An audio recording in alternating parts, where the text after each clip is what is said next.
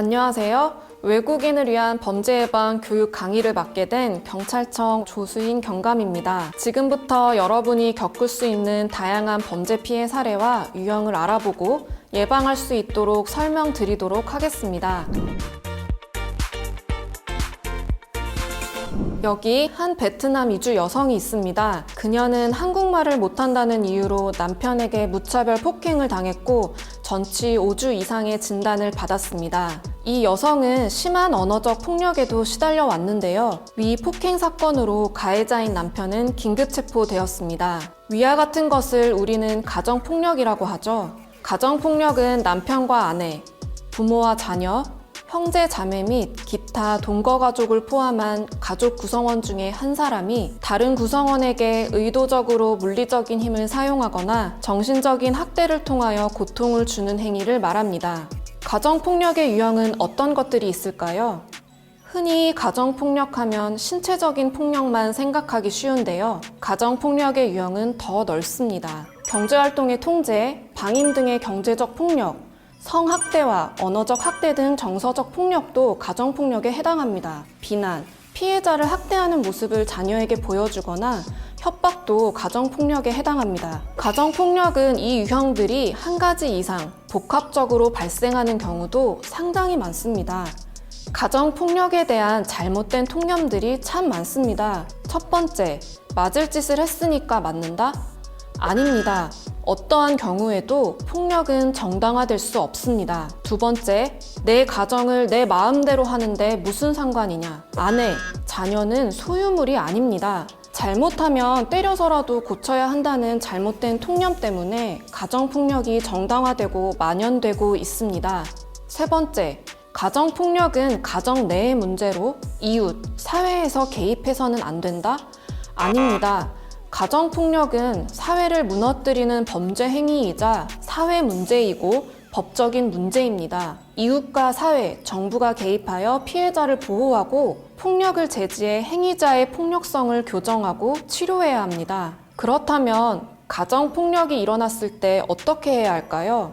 우선 경찰에 신고해 도움을 요청해야 하며 현장에서 바로 벗어나야 합니다. 폭행을 당했을 때는 폭행 부위를 촬영하거나 병원에서 진단서를 받는 등 증거를 확보하시기 바랍니다. 가정폭력 신고를 하면 경찰은 즉시 현장에 출동하여 응급조치를 실행할 수 있습니다. 심할 경우 피해자는 경찰관에게 긴급 임시조치를 요청할 수 있습니다. 긴급 임시조치는 가해자로부터 오는 전화, 문자를 막고 가해자가 피해자의 집과 직장 근처에 오지 못하게 하는 제도입니다. 만약 상황이 긴급 임시조치보다 더 심각할 때는 접근금지 처분이 가능합니다.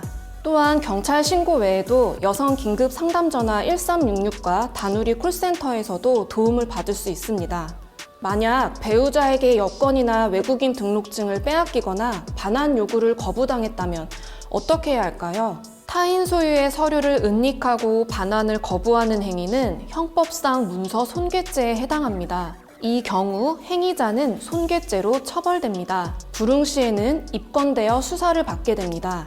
가정폭력은 사적인 영역이 아닙니다. 가정폭력의 위험에 노출되고 있다면 두려워 말고 경찰에 꼭 도움을 요청하세요. 이번에는 한 소년의 이야기를 들려드리겠습니다. 소년은 몇 년 전 외국인 근로자 아버지와 함께 한국으로 왔습니다. 적응을 어려워하던 중 아버지에게 체벌을 당하기 시작했습니다. 체벌뿐 아니라 심지어 하루에 한 끼도 먹지 못한 날도 많았습니다. 네. 실제 일어난 아동학대의 사례를 살펴봤습니다. 아동학대란 주민등록상 18세 미만의 아동의 건강, 복지를 해치거나 정상적인 발달을 저해할 수 있는 모든 폭력적인 행위입니다. 아동학대의 유형은 신체학대, 정서학대, 성학대, 방임 및 유기 등으로 구분할 수 있습니다. 여러분, 아이들은 우리의 미래입니다. 내 아이라고 해서 내 마음대로 하는 것은 아동학대가 될 수 있다는 것 꼭 기억하시기 바랍니다. 다음은 성폭력 피해 사례를 함께 보시겠습니다. 회사원이었던 피해자는 상사에게 강제추행과 성적 모욕을 당했고 상사는 강제추행으로 처벌받았습니다. 성폭력이란 상대방의 의사에 반하여 가하는 모든 성적 행위로 신체적, 언어적, 정서적 폭력을 포괄하는 광범위한 개념입니다. 성폭력의 대표적인 유형들로는 원치 않는 성관계를 하게 하는 강간과 피해자가 원치 않는 신체 접촉을 하는 강제 추행이 있습니다. 또한 준강간은 피해자가 술에 취한 상태이거나 또는 잠자고 있는 사이 강간하거나 추행하는 것을 말합니다.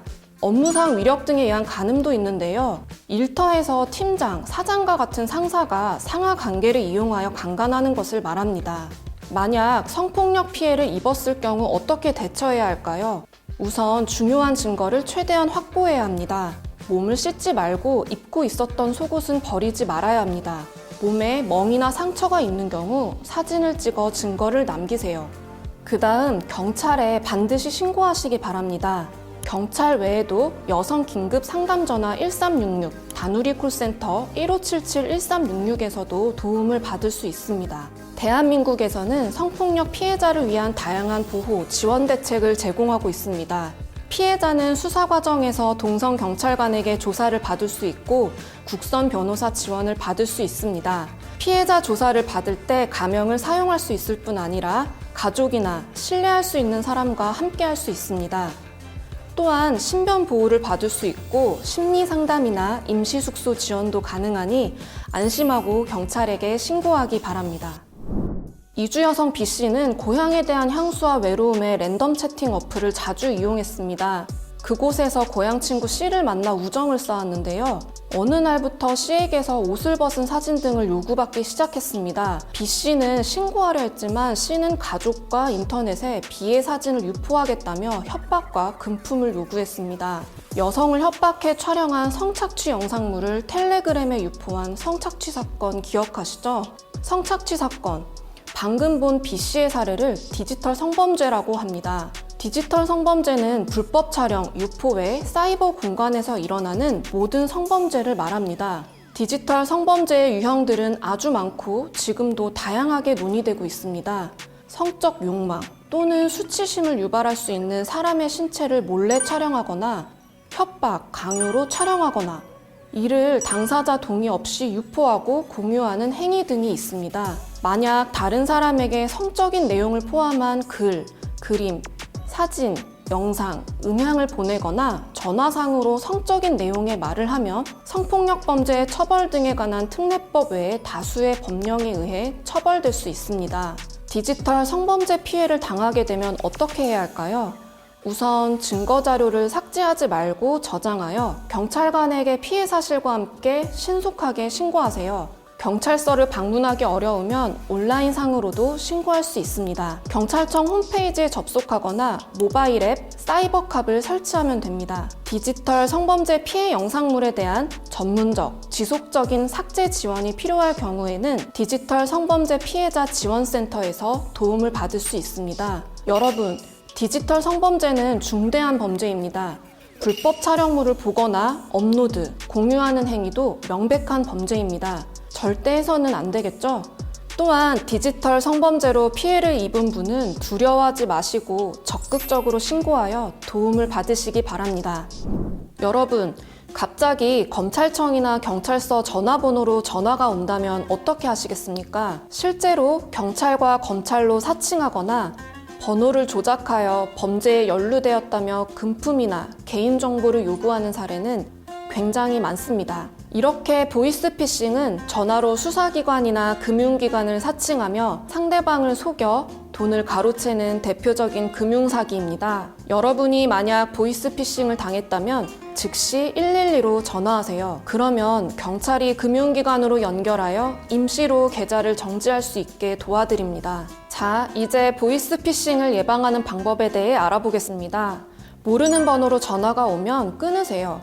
만약 조금이라도 의심된다면 112로 전화해서 상담 받으시기 바랍니다. 대한민국에서는 수사기관이나 금융기관이 절대 전화로 돈이나 개인정보, 통장이나 카드의 비밀번호를 요구하지 않습니다. 이렇게 보이스피싱 피해자가 될 수도 있지만 보이스피싱 공범으로 연루되어 처벌받을 수도 있습니다. 여러분, 혹시 현금 인출책이란 단어를 들어보셨나요? 인출책은 쉽게 말해 심부름꾼을 뜻하는데요. 피해자가 송금한 돈을 인출해서 피의자에게 전달하는 역할을 하는 사람입니다. 인출책은 피의자와 함께 처벌되니 대가를 받고 인출책을 하는 일이 없도록 주의해야 합니다. 다음 사기 수법은 인터넷으로 물건을 사고 팔면서 발생하는 인터넷 거래 사기입니다. 구매자가 먼저 연락, 물건을 받기 전에 돈을 먼저 입금하여 피해를 보는 경우가 대표적인데요. D씨는 인터넷 카페에서 판매글을 보고 판매자에게 연락했습니다.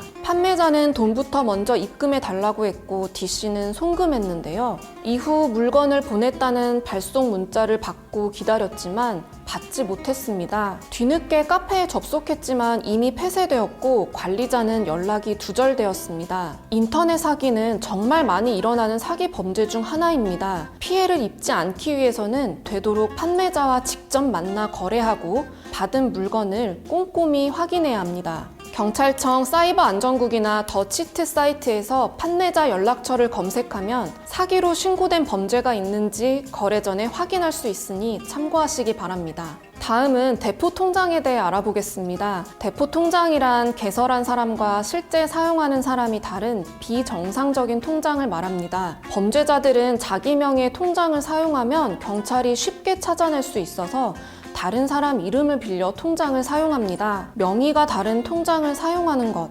대한민국에서는 불법입니다. 대포 통장 피해 예방법은 간단합니다. 누구에게도 통장, 체크카드, 계좌 비밀번호를 알려주지 마세요. 그것만으로도 대포 통장 피해를 막을 수 있습니다. 지금까지 다양한 패턴의 사기죄와 예방법에 대해 알아봤습니다. 보이스피싱, 인터넷 거래 사기, 대포 통장은 방심하면 누구에게나 일어날 수 있는 생활 속 금융사기입니다. 예방법을 꼭 기억하세요.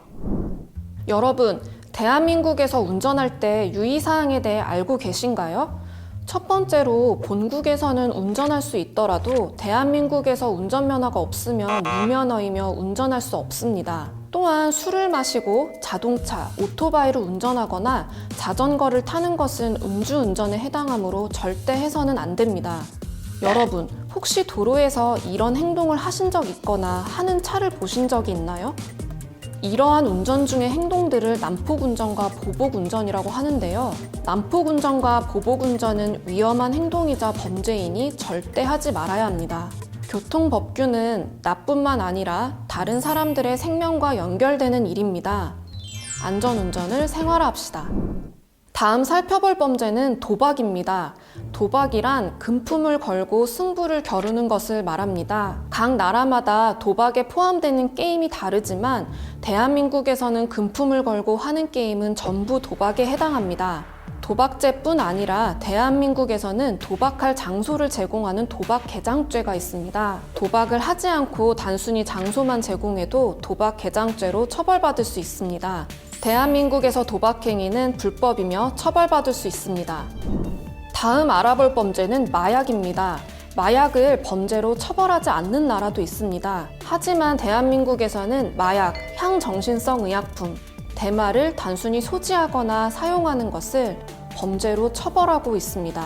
가장 대표적인 마약류는 아편, 대마초, 코카인, 엑스터시, LSD가 있습니다. 이들은 투약은 물론 수출입, 판매나 구입, 집에서 재배, 종자 소지하는 건 모두 범죄 행위라는 점 꼭 알아두시기 바랍니다. 내 몸을 망칠 뿐 아니라 사회에 심각한 피해를 줄 수 있는 마약. 마약은 단순히 소지하기만 해도 처벌받을 수 있습니다. 지금부터는 불법 체류자 통보 의무 면제 제도에 대해 알아보겠습니다. 용어가 상당히 어려운데요. 간단히 말씀드리면 불법 체류자가 범죄 피해를 당해 경찰 조사를 받게 될 경우에는 불법 체류자라는 이유로 출입국 관리사무소에 보내지 않는 제도입니다. 이 제도는 모든 범죄에 해당하는 것은 아니지만 대부분의 범죄 피해가 해당되니 알아두면 좋습니다. 만약 불법 체류자가 교통사고 피해자라면 무면허 운전을 했더라도 통보 의무 면제 대상으로 출입국 관리사무소에 통보되지 않습니다. 다음으로 성매매 피해 불법 체류 여성의 경우를 알아볼까요? 단순 성매매 불법 체류 여성은 출입국 관리법 위반으로 범죄 피해자이므로 원칙적 통보 대상입니다. 그러나 만약 불법 체류 여성이 폭행, 감금, 협박 등에 의한 성매매 피해자임이 명백하다면 통보 의무 면제 대상이 됩니다. 마지막으로 불법 체류자가 근로를 강요당하는 경우가 있습니다. 고용, 근로 과정에서 불법 체류자가 업주에게 폭행, 협박 또는 감금 등으로 부당하게 근로를 강요당하면 범죄 피해자로서 통보 의무 면제 대상이 됩니다. 불법 체류자 통보 의무 면제 제도는 법의 사각지대에 있는 불법 체류자들이 범죄 피해를 당하고도 강제로 추방될 것이 두려워 신고하지 못하는 것을 막기 위해 생긴 제도입니다. 주변에 범죄 피해를 입고도 불법 체류라는 신분 때문에 경찰 신고를 주저하고 있다면 꼭 알려주시기 바랍니다. 유학생도 아르바이트를 할 수 있을까요? 네, 출입국 관리사무소에서 허가를 받으면 가능합니다. 원칙적으로 영리, 취업 활동은 금지되어 있습니다. 하지만 시간제 취업, 즉 아르바이트는 사전에 허가를 받으면 가능합니다. 제가 지금부터 하려는 이야기는 외국인이 한국에서 취업을 할 때 유의해야 할 것들입니다. 먼저 유학생이 할 수 있는 아르바이트 종류에 대해 알아보겠습니다. 학생이 할 수 있는 업종, 단순 노무직이나 일회성 활동은 가능합니다. 하지만 유흥주점에서 도우미를 하거나 공장 제조업, 첨단산업연구소, 개인 과외는 금지하고 있습니다. 출입국 관리사무소에 사전 허가를 받더라도 시간 제한은 꼭 지켜야 하는데요. 학부, 어학 연수 과정은 일주일에 20시간 이내여야 하고요. 석사, 박사 과정은 일주일에 30시간 이내여야 합니다. 아르바이트 기간은 1년간 제약 기간 내에 한해 연장은 가능합니다. 단 학기에 70% 이상 이수, 평균 B학점 이상을 획득해야 합니다. 유학생만 아르바이트가 가능할까요? 아닙니다.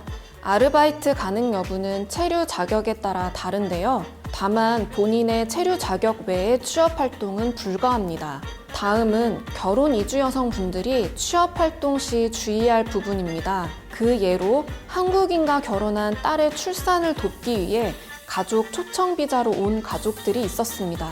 그런데 이들이 취업 활동을 하여 출입국 관리사무소에서 단속하였고 결국 강제 퇴거된 일이 있었습니다. 이처럼 가족 초청 시 방문 동거 비자로 체류를 연장하는 경우에도 원칙적으로는 취업이 불가합니다. 대한민국에서 외국인이 살아가는 데 가장 중요한 부분인 취업과 관련된 주의사항을 알아봤습니다. 구체적인 내용은 출입국 사무소에서도 확인이 가능합니다. 지금까지 다양한 범죄 사례와 대처, 예방법에 대해 알아봤습니다. 어떠셨나요? 이 내용들은 대한민국에서 정말 쉽게 만날 수 있는 것들이기 때문에 잘 기억해 두시기 바랍니다. 한국에서 안전하고 건강하게 생활하셨으면 좋겠습니다. 감사합니다.